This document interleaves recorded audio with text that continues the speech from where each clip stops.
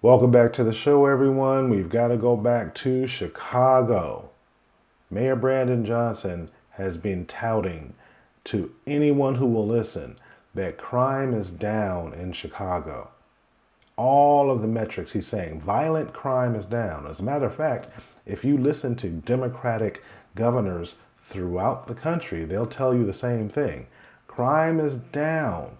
And Donald Trump should not be sending National Guard troops into these cities because crime is down.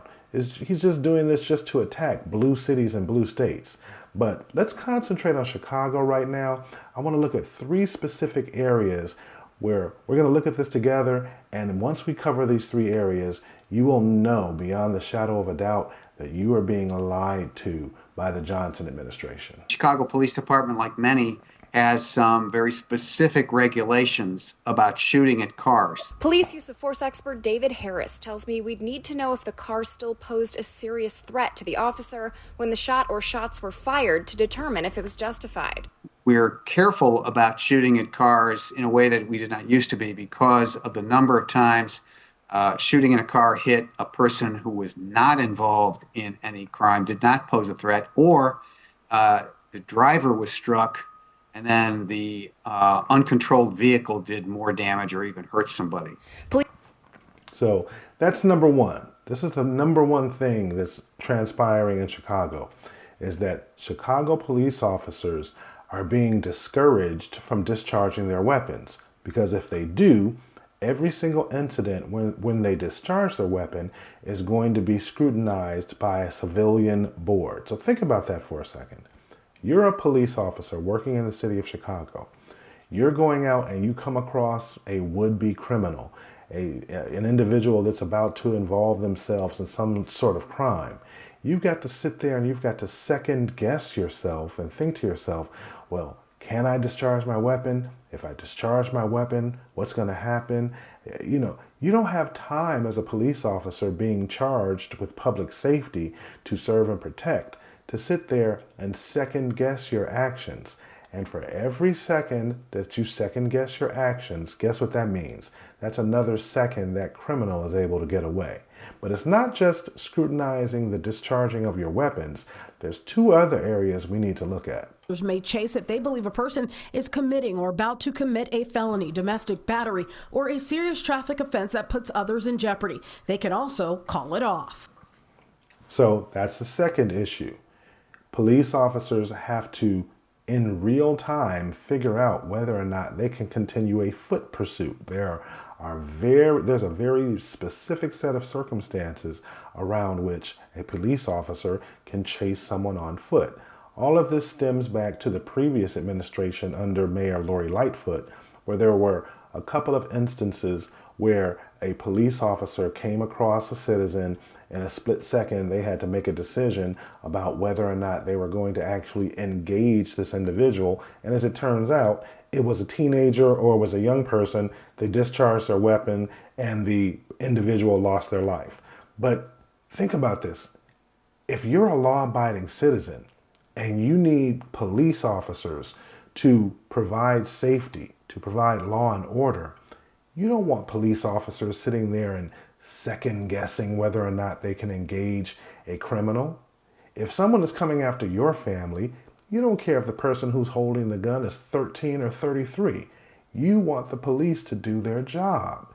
And CPD, this is a second reason why they are acting with trepidation when they come into contact with criminals, because they have to second guess how they're going to interact. But there's a third one that's even more galling than the first two.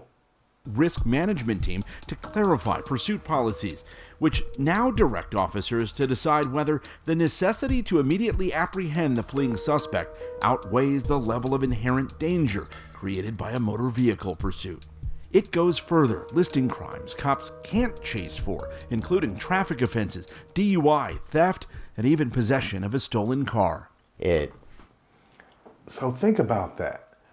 If police officers come into contact with an individual who's in a car, who commits a traffic offense, who's possibly driving under the influence, who's perhaps committed a theft, or if they are in a stolen car. And most times stolen cars in the city of Chicago are individuals who are carjacked. Chicago police officers are discouraged from pursuing these individuals. So there's two important points we need to take away from this. Number one, if they're covering this on the news, if you're watching this video, if we know this, criminals know this.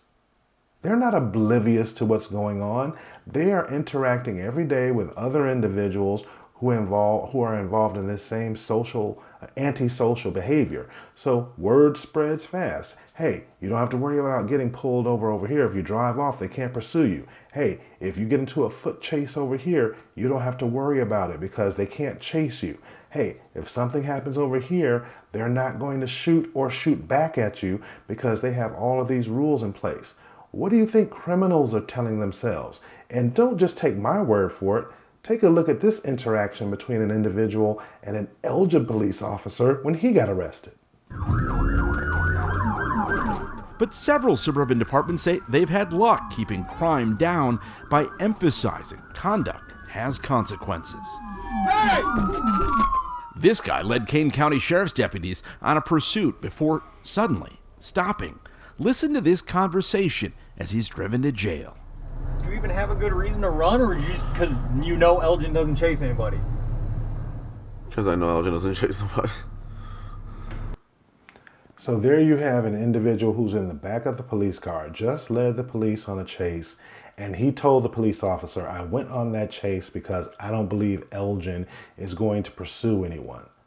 So ask yourself, if police officers are discouraged from discharging their weapons, and at the very, very least, they have trepidation about doing so, if police officers in Chicago are discouraged from going on foot chases with individuals who are committing crime, if on top of that, Chicago police officers are discouraged from getting into actual vehicle pursuits because they don't want to have any tangential harm to an innocent individual, how can we possibly trust the crime statistics that Chicago and all of these other blue cities around the United States who are using the exact same methods? They're telling their police officers in Memphis, Tennessee, and in Louisville, Kentucky, and in St. Louis, Missouri, and in Houston, Texas, and in Pine Bluff, Arkansas, and in Tulsa, Oklahoma, and Jackson, Mississippi,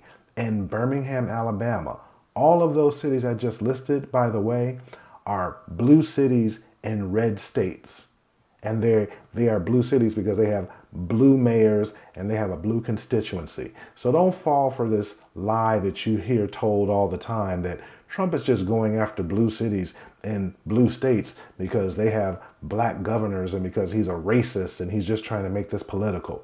No, when you go into these red states, it's the blue cities. It's the cities that have Democratic majorities and Democratic mayors that have these exact same methods and directives that they are giving their police departments. And all of these cities are saying crime is down.